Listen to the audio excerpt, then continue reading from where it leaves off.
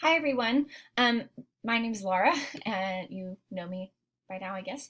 And here is my presentation on Texas law and discipline, what you need to know. So this chapter I found really interesting, if not pretty dense, because there's a lot to know and understand about what we as teachers can do for students in regards to discipline. So my essential questions: what fundamental rights do students and teachers have in regards to student discipline? And while taking into account the legality of certain methods of discipline, how can we ethically and responsibly discipline our students in order to foster responsibility and self-control, which, of course, as we know, is the goal of classroom management?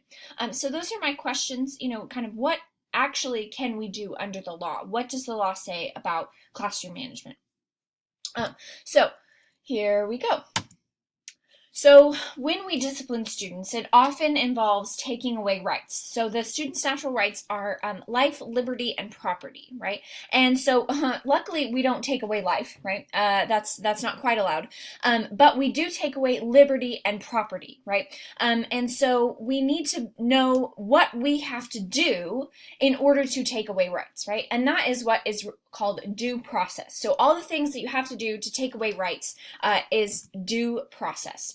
So in order for there to be due process that is required, right, or in order for a student's rights of due process to be violated, if these rights are taken away without due process, there has to be an action of the state, right? And so what this means is that this only deals with public schools, right? So private schools don't necessarily have to worry about due process under educational law, just within courts and things if someone sues them or legislate or litigates against them. We also have to have a severe deprivation of rights. So a student's rights to liberty or property have to be severely deprivated, right? So taking a point off a test grade probably would not be considered a severe deprivation of rights, and therefore due process does not have to be executed.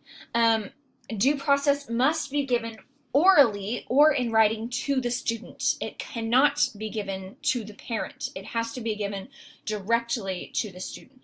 So that's kind of important there. Okay, so the part of the legal code that deals with discipline is Chapter 37. So Chapter 37 has actually been recently revised. Some new themes. There's increased control by the state as to what schools can do with discipline. So they've taken control away from local bodies and put it more in the hands of the state.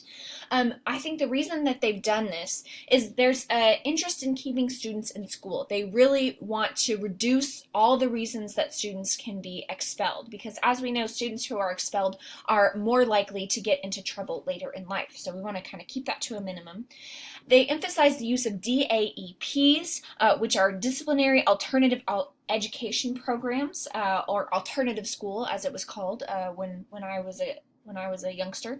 And so they want to emphasize this rather than expulsion. And then they also indicate that schools must coordinate with law enforcement, and law enforcement in turn must coordinate with schools. Oops. Okay. Part of this code, this Chapter 37, says that there must be a student code of conduct. Generally, districts have it. They distribute it at the beginning of the school, and students and parents sign it and send it back.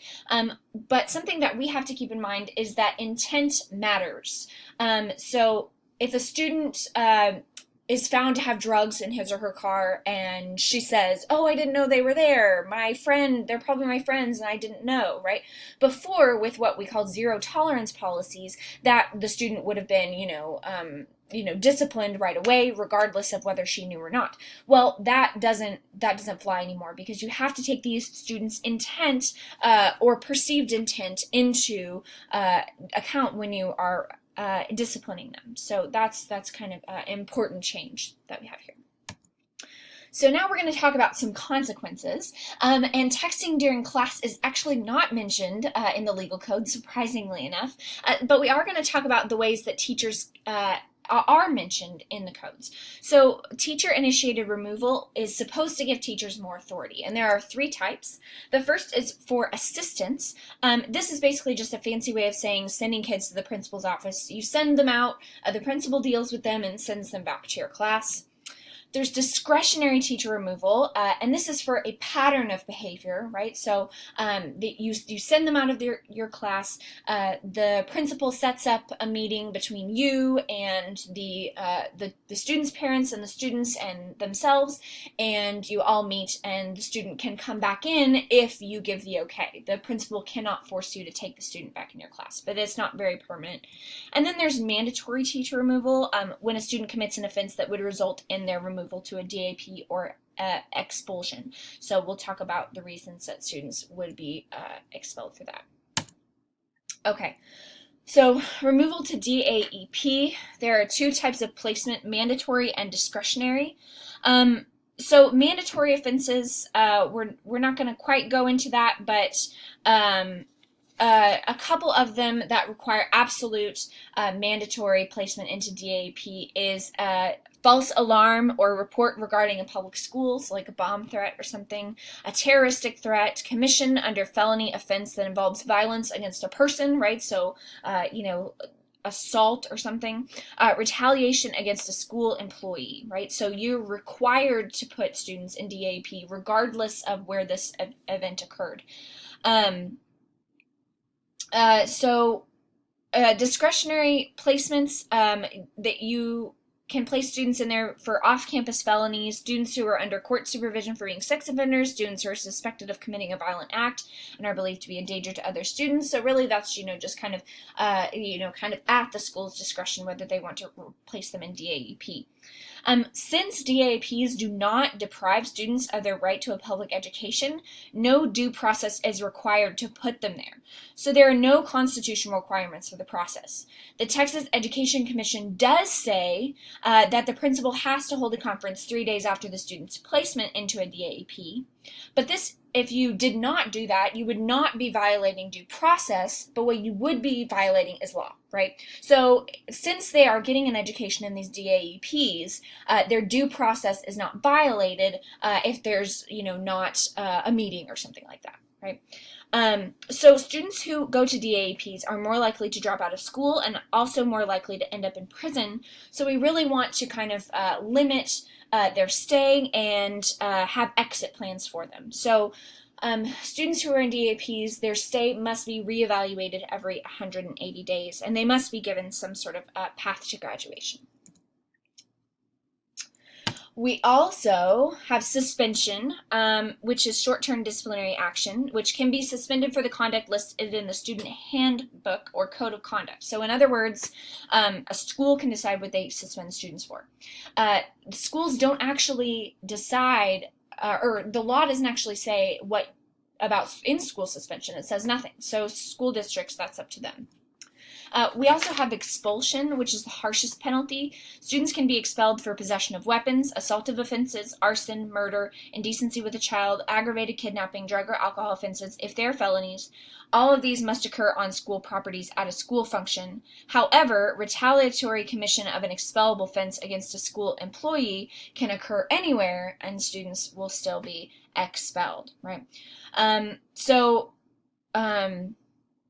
Since a student's right to a public education is being violated here, due process is required. So a hearing where a student is represented by an adult is required here.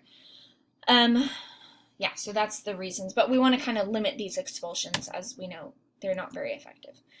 So some consequences that are otherwise mentioned are removals from extracurricular activities. The law actually favors this because they don't view extracurriculars as inalienable rights. And so you can't discriminate against students in participating, but you can use them their removal as a punishment. Corporal punishment is shockingly illegal in the state of Texas. The one thing you can't do is something called seclusion, or locking a student in a box, closet, or room less than 50 square feet, like Miss Truncheon in Matilda. But you can corporally punish with the permission of the parents. However, the book did say it does place you in some sort of liability, so that's not good.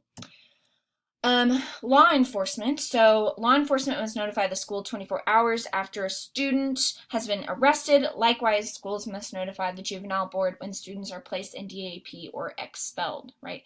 So, if students are questioned by law enforcement in a school, they still have to be informed of their Miranda rights, right? So that the students don't give up their Miranda rights just because they are in school.